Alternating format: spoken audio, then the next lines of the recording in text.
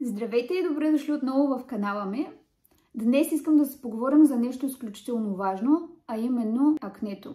Може би ще ви изненадам, но днес няма да говоря толкова за козметични продукти, които съм използвала, когато имах акне, а по-скоро за грижата за кожата, цялостната грижа за самите нас и също така навиците, които може би не подозирате, но са причина за появата на пъпки, не само по лицето, възможно е те да се появяват в зоната на деколтето, в частта на гърба и също по раменете.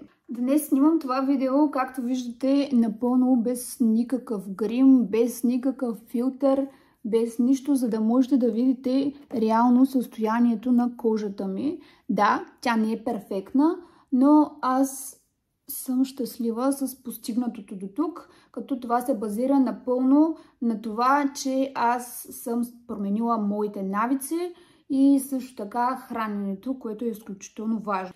Искам да покажа, че кожата не е перфектна, имайки предвид, че съм преминала през ринопластика, за тези от вас, които не знаят, а тези, които вече са гледали клипа, благодаря. Надявам се да съм ви била полезна. Към днешна дата, 7 месеца след ринопластиката, това е състоянието на моята кожа. Последния път, в който имах проблем с кожата, това беше през 24-та година, края на 23-та, началото на 24-та. Ще приложа снимков материал, също така, ако намеря клипчета, ще сложа, за да можете да видите.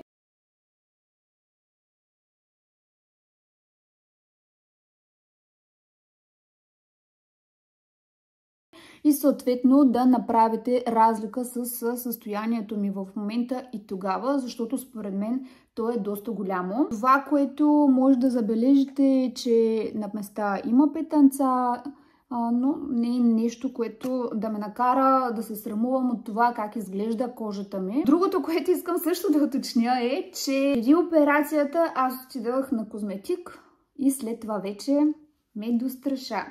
Като препоръките на доктора бяха след 3 месеца, че аз мога да отида да си направя почистване на лицето. Даже е задължително, особено тук в зоната на носа, където съм си лепила лепенките.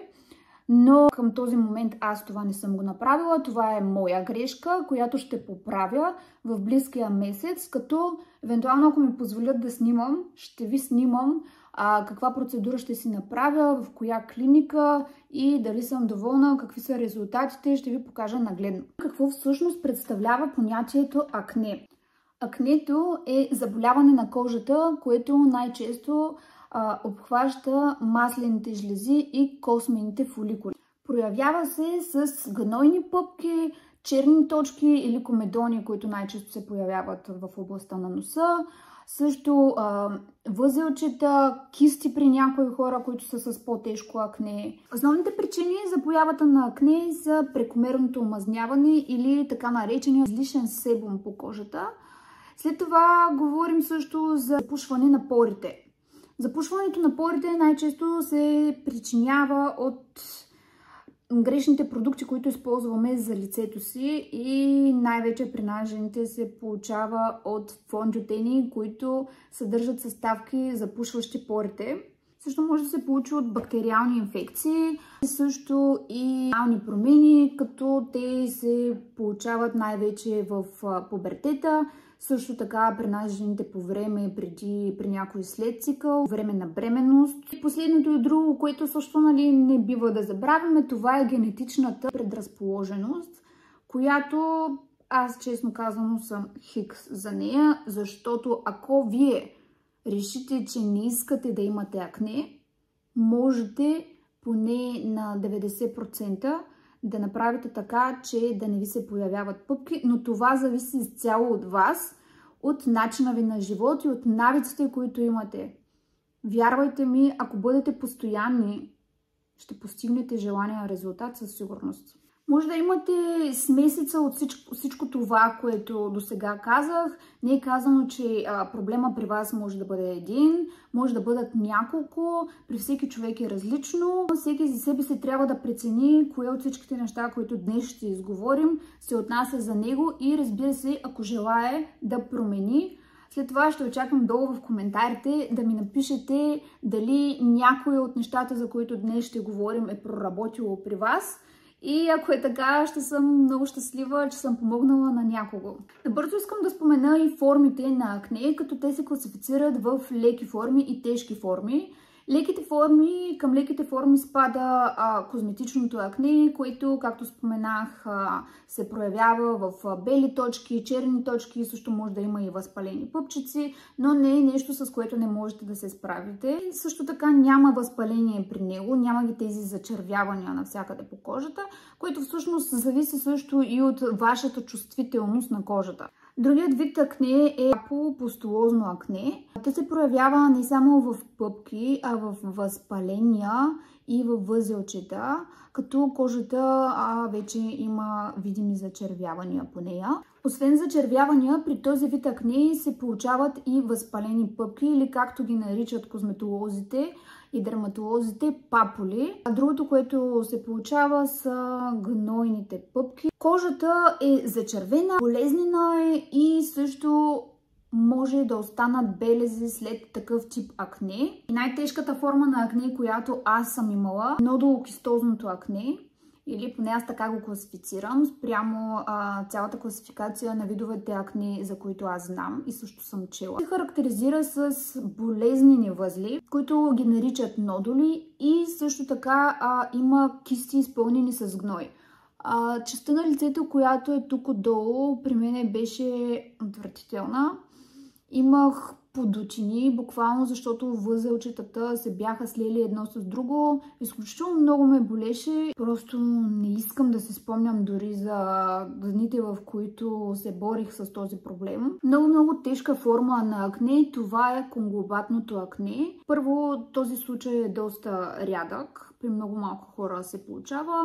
Има гнойни възли, абсцеси, кисти, които се сливат по този начин, по който ви казах, но там вече положението е доста по-тежко. Обикновено засяга големи участъци, освен лицето, може да обхване и частта на гърба най-вече. Това състояние се води хронично и доста трудно лечимо. Следващия вид акне, това е механичното акне, което се получава от триене, от натиск, когато примерно носите шапка, областта тук по челото е доста незащитена, когато носите шал от тази част на лицето. По време на пандемията, когато имаше COVID, тогава беше излезнало нов вид акне. Отделно от лицето, по тялото също могат да излезнат пъпчици. Те могат да бъдат на базата на тесни дрехи, също примерно когато слагате чорапогашник, след това кожата доста ви сърби, или пък виждате, че има ситни пъпчици. Козметично акне, което най-вече се получава от продукти, запушващи порите на кожата. И последно, но не по важност, това е хормоналното акне, което, както споменах, се получава при бременни жени, жени, които са в цикъл, също примерно може да имат полекистозни яйчници или проблеми с щитовидната жлеза. И при повечето хора акнето се проявява по време на пубертета. Този вид акне се характеризира най-вече с пъпки в долната част на лицето, по брадичката, при някои хора тук също по бузите. Това беше информативната част за акнето, за това всъщност какво представлява то, основните причини, поради които може да излиза, и също основните видове акне. Защо аз всъщност записвам този клип? Защото съм една изстрадала душица. За толкова много години мога да кажа, че съм преминала през поне 3 вида акне. Нека започнем от самото начало. При първата поява на моето акне аз бях в гимназията. Тогава беше нещо страшно.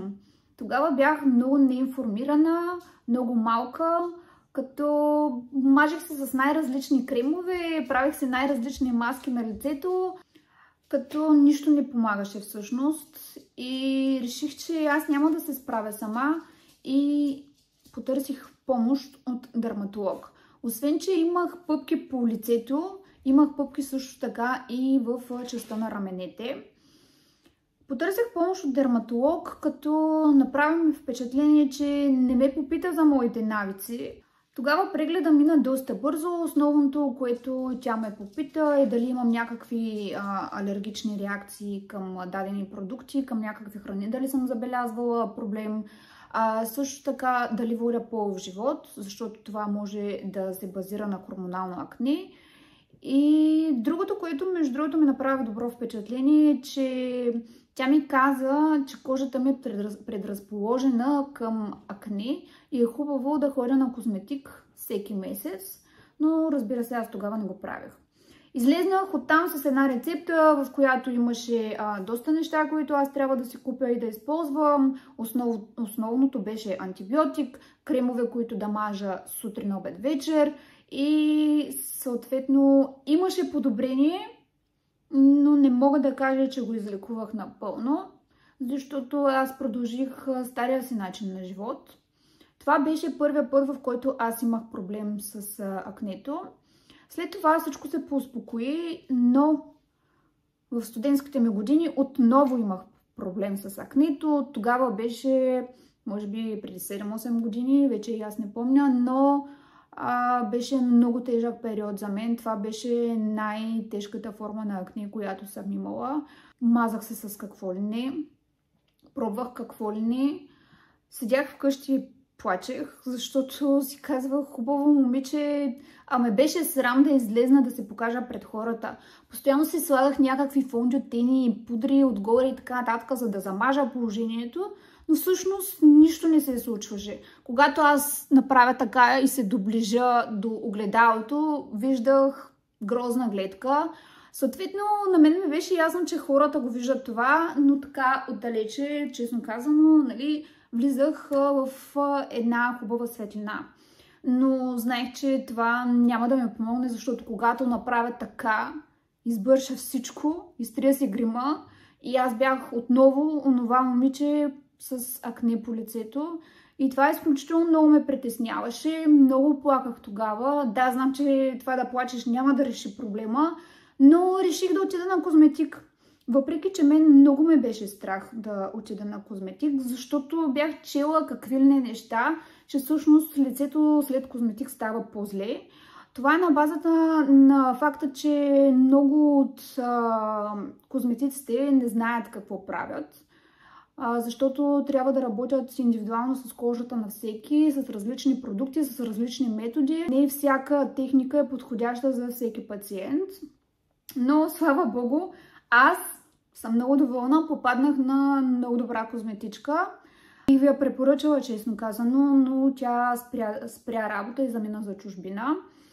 Моята козметичка беше потресена от състоянието на кожата ми, но по никакъв начин не каза, Маре, това е нещо ужасно. Каза, че ще се справим или поне ще се опита да се справи с проблема. В началото ходех всеки месец, даже и по-малко от месец, за да ми прави почистване на лицето, защото изпитвах изключително голяма болка, особено тук, където ми се бяха появили възелчетата и бяха много болезнени. Те буквално всичките пъпчици, които имах, бяха се надигнали, възпалени бяха и се бяха сляли една с друга. Това нещо, за да се премахне, трябваше да бъде механично премахнато. Това ми причиняваше изключително голяма болка, но хубавото беше, че аз търпя на болка. И нещата се случваха, но се случваха бавно. На едно почистване няма как да се почисти цялата кожа.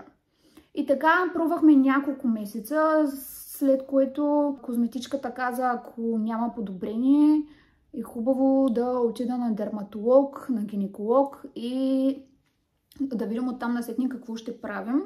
Но слава богу, нещата се оправиха. Лицето ми стана доста добре, като аз станах постоянна. Започнах да ходя всеки месец на козметик. През пролета и есента, зимния период също, когато слънцето не грее толкова силно, задължително, освен почистването, правихме и химичен пилинг, който на моята кожа се отразяваше доста добре. Също така той спомага за пигментните петна. Аз тогава наистина имах доста пигментни петна.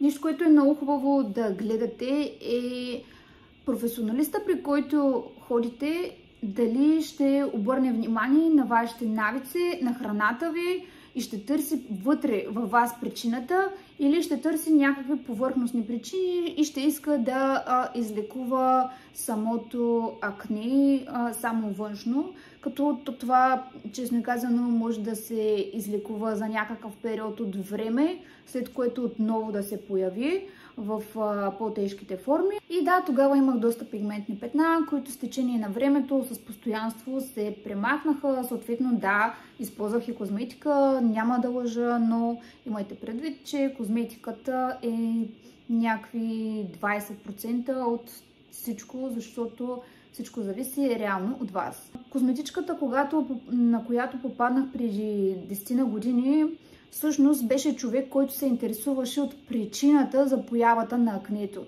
Тя започна с въпросите: имам ли гинекологични проблеми?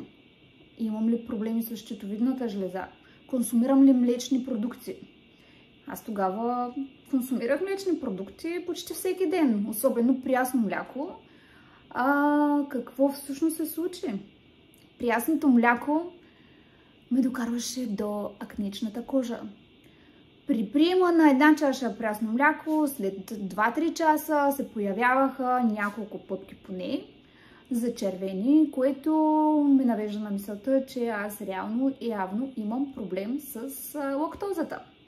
Много хора имат проблем с лактозата, но те не знаят за това, защото не са обръщали внимание.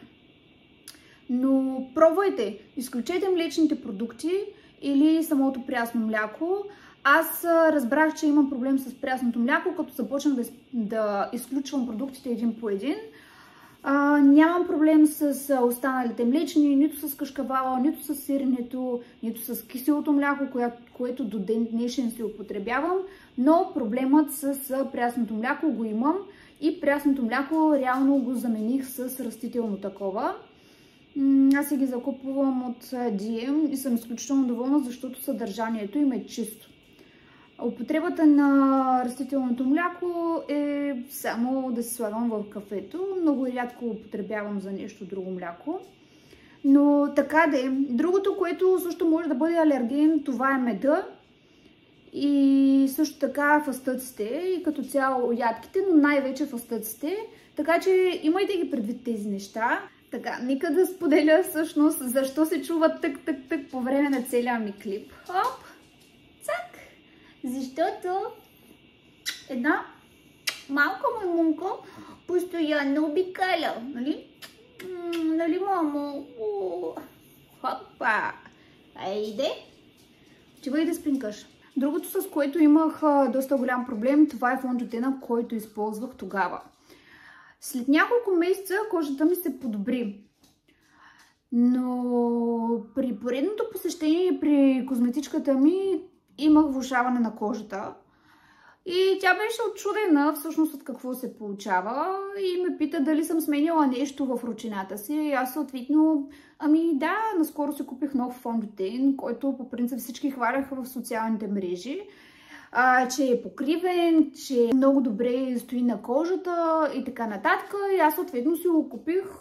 И да, наистина беше покривен, но всъщност този фондютен е запушвал порите ми и заради това са се появили повече пъпки. Това, което тя ми каза: прибираш се и веднага изхвърляш този фондютен, и аз реално така направих. От тогава насетне, всеки път, когато си купувам фондютен, аз го проверявам за съставките и най-вече за това дали има съставки запушващи порите. Ако искате, мога да споделя къде проверявам фондютените и повечето от продуктите за лице, които използвам, дали съдържат някакви съставки, причинители на акне. Само ми пишете долу в коментарите. И последният ми сблъсък с акнето беше края на 2023 година, началото на 2024. Тогава кожата ми беше с доста пупчици, зачервени. Имах тук в тази част на лицето, доста имах между другото в областта на челото. Ще приложа снимков материал, за да можете да се направите съпоставка, съответно, нали, да прецените дали вие също нямате такъв тип акне. Според мен тогава акнето беше на хормонална основа, като основното беше, че бях под голям стрес тогава и това се отразява много зле на организма. Всъщност това бяха моите периоди, 3 основни, през които аз имах акне и исках да споделя с вас.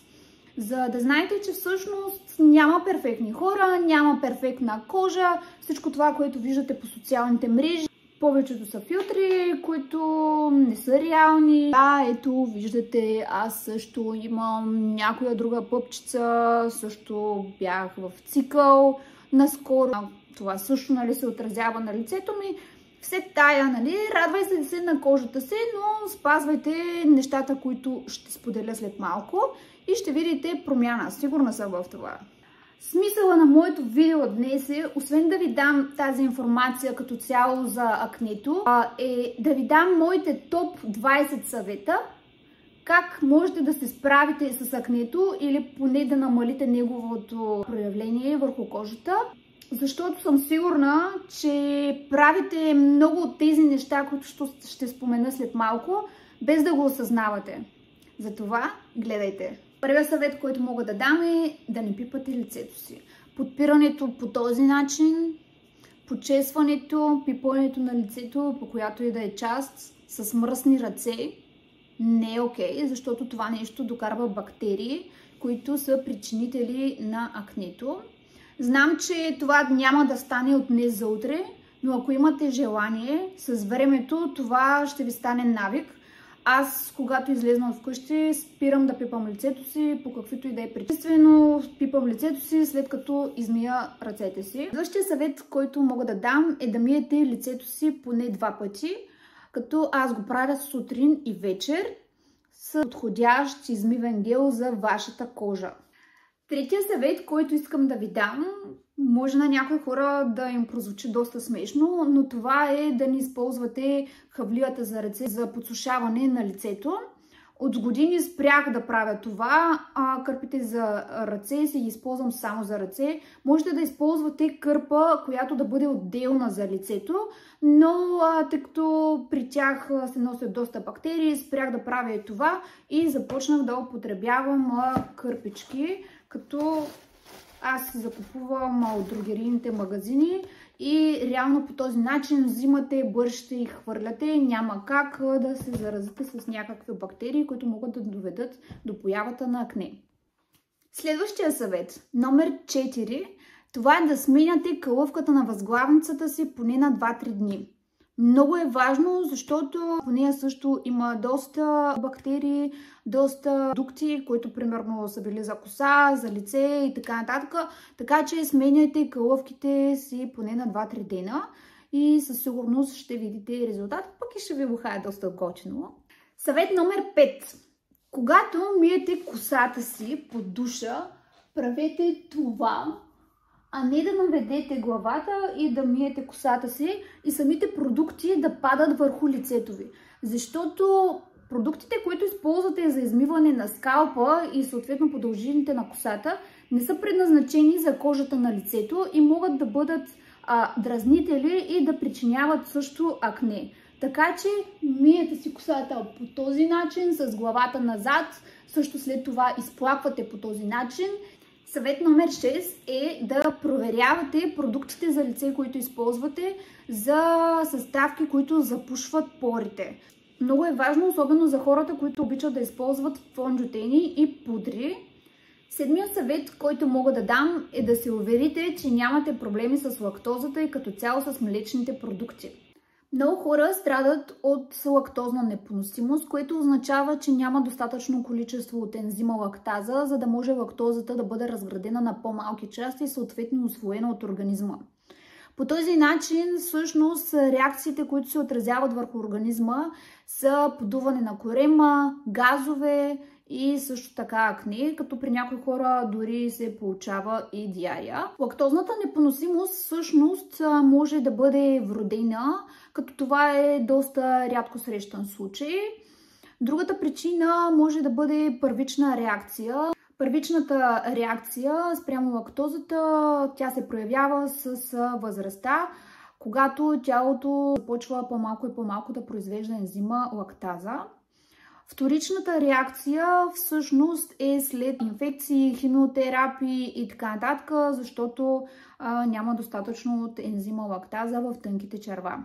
Така че изследвайте се, ако имате притеснения, или може да направите всичко по метода на изключването. И ако видите, че не ви се отразява добре, съответно да спрете консумацията на млечни или просто на мляко. Следващия съвет, който мога да ви дам, съвет номер 8, е да спрете употребата на бяла захар, защото тя е тихобиец, както и глутена. Ако толкова обичате да ядете сладко, можете да замените бялата захар с естествена такава или с естествен подсладител, или да консумирате повече плодове. Съвет номер 9. Ако имате възможност, посещавайте ежемесечно козметик, защото той ще помогне за състоянието на кожата ви. 10 съвет, много важен съвет. Не стискайте пъпките, защото по този начин разнасяте възпалението и бактериите по цялото лице. И също така е много възможно да не можете да изстискате пъпките както трябва и съответно самата пъпка да стане по-голяма и да не може да се излекува толкова бързо, колкото би се справил организма, ако тя не бъде пипана. Трикче, което може да използвате, е да използвате пачове за пъпки. Вече ги продават навсякъде, има най-различни марки, като слагате пача върху самите пъпки вечер, когато си легнете, и на сутринта го махате. При повечето случаи в тях има салицилова киселина и съставки, които да могат да изкарат възпалението или самата гной в пъпката на повърхността. Любимото ми, 11, е да използвате слънцезащита, защото тя предпазва кожата от слънчевите лъчи, предпазва от петна и появата на допълнителни пъпки. Съвет номер 12. Опитайте се да се храните здравословно. Здравословно, балансирано. Ако обичате да хапвате плодове, наблягайте като цяло върху плодове и зеленчуци или така нареченото суровоядство. Повярвайте ми, вашият микробиом ще ви благодари за това, защото от това зависи целият ни организъм, как се развива, в какво състояние сме. Кожата, имайте предвид, кожата е най-големия орган в тялото, по нея можете да познаете дали някой човек е здрав или не. Така че призовавам ви да се храните здравословно. Следващия съвет, номер 13, това е да тренирате. Тренирайте. Не е казано, че трябва да ходите на фитнес, може да практикувате някакъв друг вид спорт, може да излизате сред природата, да се разхождате. Вървенето, между другото, е изключително полезно, сваля доста килограми. С здравословното хранене и с тренировките можете да постигнете, освен красива кожа, също така и доста добри килограми. И ще видите, че ще започнете да се харесвате доста повече, отколкото преди това. 14-тия съвет е да не прекалявате с кофеина. Да, знам, че повечето хора пият кафе, аз също пия по едно кафе на ден. Много е важно да не го приемаме сутрин на гладно. Ако можете да го направите, направете го. Това не е най-големия фактор за появата на акне, но самия кофеин спомага за появата на акне и възпаления като цяло по кожата, защото всъщност кофеина стимулира производството на кортизол в тялото, който пък от своя страна спомага за производството на повече себум, за възпаление и също така няма нарушения на съня.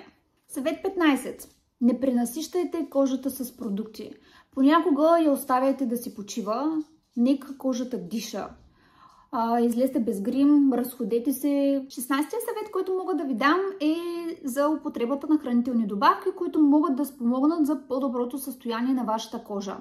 Основните добавки, които можете да употребявате, това са витамин С, което влияе противовъзпалително, омега-3, което също е противовъзпалително и влияе върху регулацията на себума, цинк, може също така да пиете витамин Д. Витамин Д, между другото, е много важно. Ако сте от хората, които мислят, че може да имат някакъв недостиг на витамин Д, направете си изследвания, при него шега не бива, в големи дози не е окей, защото се е наслагало в черния дроб. Така че има доста добавки, които може да използвате, най-вече противовъзпалителни, антибактериални, за по-доброто състояние на кожата. Които и добавки да решите да използвате, при някои от тях не е нужна консултация с лекар, но при други е желателно да има такава или да бъдат направени изследвания. Ако искате да поговоря повече за темата, напишете ми долу в коментар, повярвайте ми, имам какво да ви кажа за добавките, с това се занимавам. Съвет 17 е, ако сте от хората, които не искат да употребяват хранителни добавки, а искате да пречистите организма си натурално, може да си правите шотове, като аз съм си правила такива шотове с куркума, джинджифил, лимон, също слагам вътре селери. Можете да сложите различни съставки, които да подобрят вашия микробиом.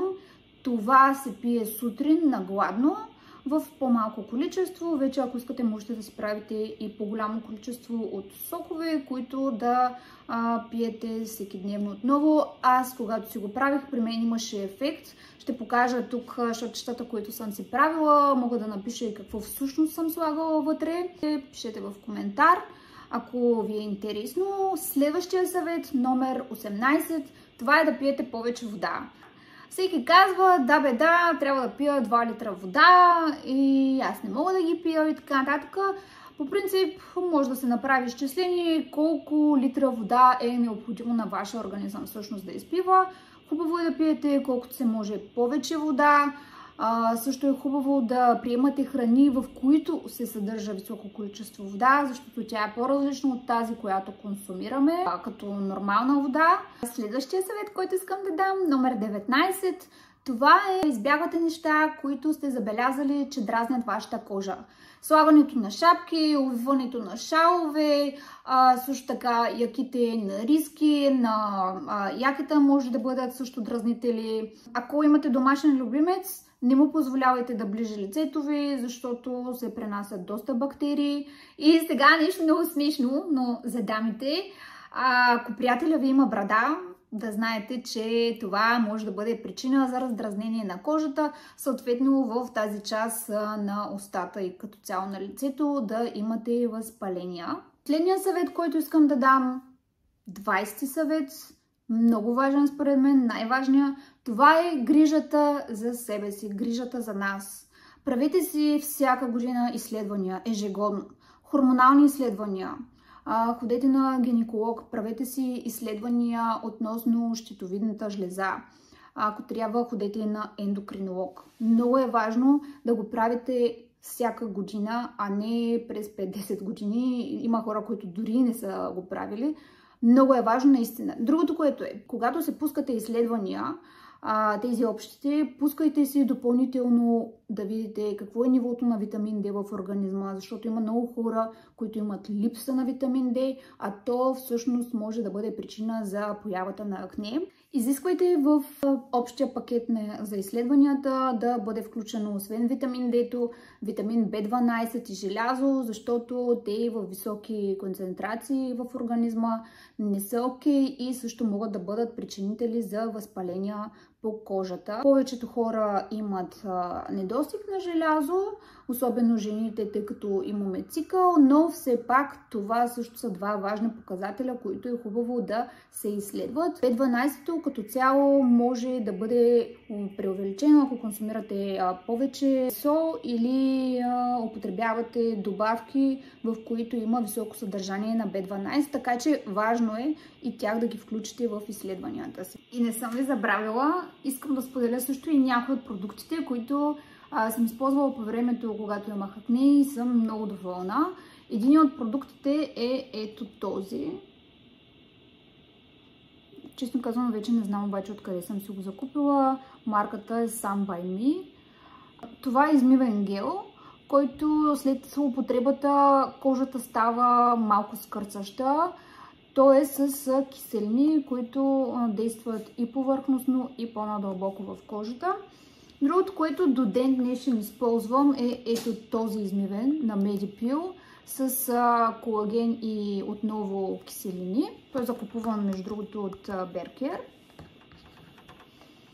Нещо, което използвам на седмицата веднъж или на 2 седмици, когато се сетя, е ето тази маска Double Action на тази марка. И така, това бяха моите топ 20 съвета, които мога да дам с моя кратък опит за тези години, през които аз съм преминала през акнето. Благодаря на всички, които са останали до края на клипа. Надявам се по някакъв начин да съм ви накарала да се замислите върху навиците, които имате и съответно да подобрите вашите действия. Ако съм ви накарала да се замислите за поне едно от тези неща, дайте един лайк, абонирайте се за канала ми, ако са ви интересни такъв тип видеа. Надявам се да бъда полезна поне на някой от вас. Предавам го на вас, вие го предайте, споделяйте клипа, бъдете полезни на хората около вас. Надявам се видеото да не е било прекалено дълго и да не съм ви отекчила.